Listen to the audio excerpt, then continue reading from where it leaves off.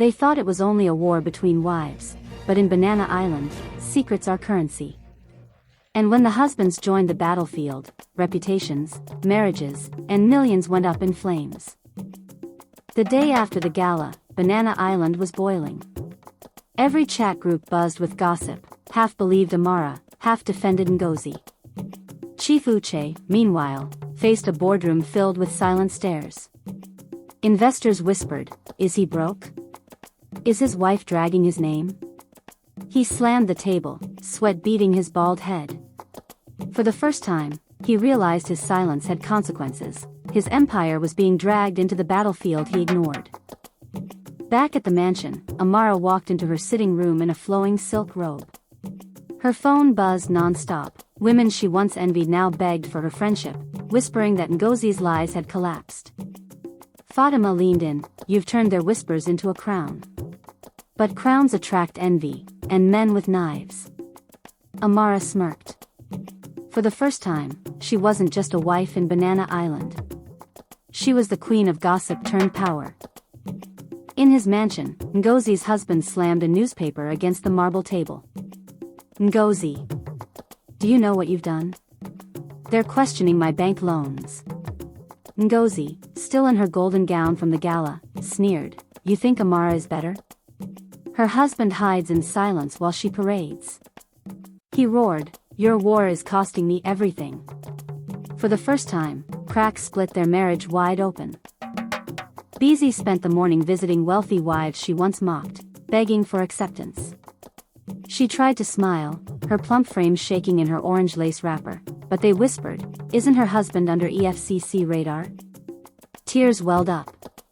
Once the loudest gossip, Beezy was now the island's punchline. She cursed under her breath, "Amara, you will pay for this shame." By evening, Chief Emeka, Ngozi's husband, and 3 other Banana Island tycoons sat in a cigar lounge. The air was thick with smoke and tension. "This war of wives is destroying our business reputations," one sighed. Ngozi's husband spat, "Amara's mouth must be shut, or we all sink." Chief Emeka leaned forward, finally speaking, "Careful. My silence has ended. And I will defend what's mine." That night, Amara stood by her infinity pool, Lagos skyline shimmering behind her.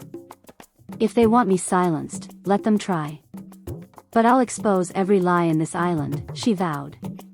Fatima placed a hand on her shoulder, "Then you need allies beyond wives. Men respect power, we'll give them something to fear."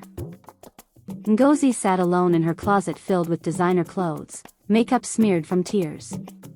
She whispered, "I built this image. I won't lose it to that village girl." Picking up her phone, she dialed a blogger. "Destroy Amara. Dig up her ancestors if you must." Chief Emeka finally confronted Amara, "Your war has crossed into my business. Do you realize the stakes?" Amara lifted her chin, "Your silence put us here. Now I fight for us both." For the first time, Chief Emeka saw not a wife, but a rival, and maybe, an equal. By morning, blogs screamed headlines, "Banana Island at war. Amara versus Ngozi, husbands dragged in." The island became entertainment for the whole of Lagos. Every tweet, every whisper, added fire to the battlefield. Amara scrolled through, her jaw clenched. This was no longer private. This was Nigeria's theater. Fatima poured herself zobo and whispered, "Wars that go public never end quietly." Ngozi's cornered, and cornered women bite hardest. Amara nodded slowly, her braid falling on her shoulder. "Then I'll crush her before she bites." Ngozi met Beezy in secret. "You want revenge? Help me destroy Amara, and I'll make you queen again." Beezy hesitated, bitterness heavy in her eyes. "If Amara falls, maybe Banana Island will laugh with me again." The alliance was reborn. At a private golf course, tycoons debated. Some backed Chief Emeka, others whispered that Ngozi's husband had dirt on rivals.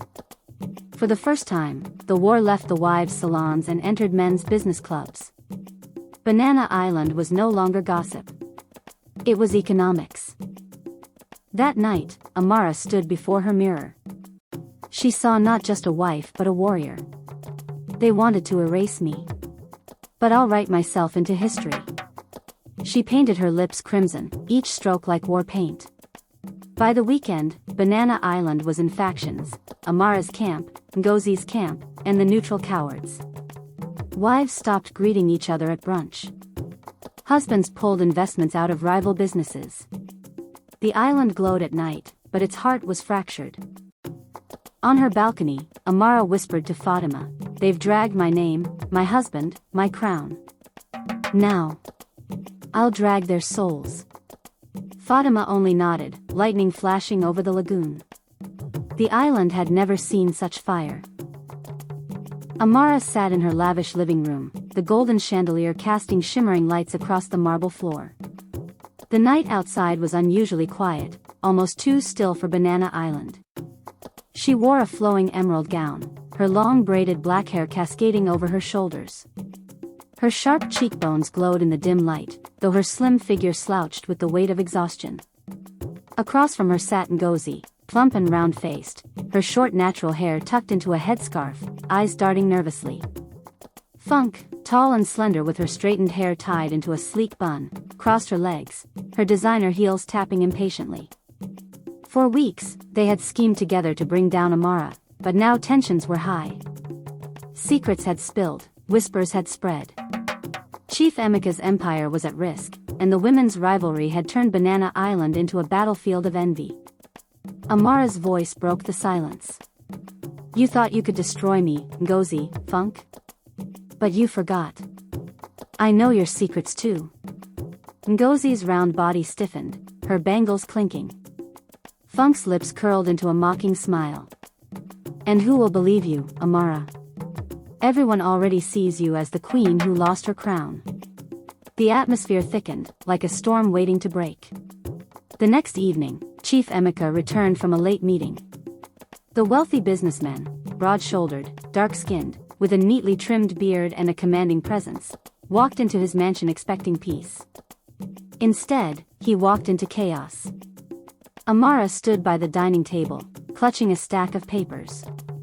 Her slim body trembled, but her eyes burned with determination.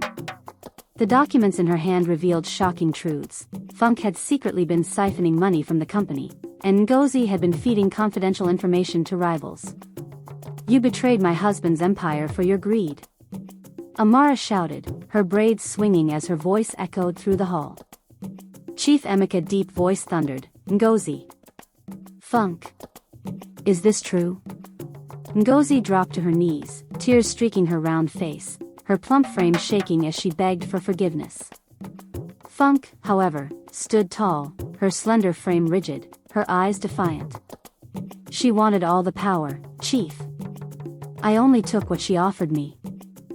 Just when it seemed Amara had won, the lights flickered, and the mansion plunged into darkness.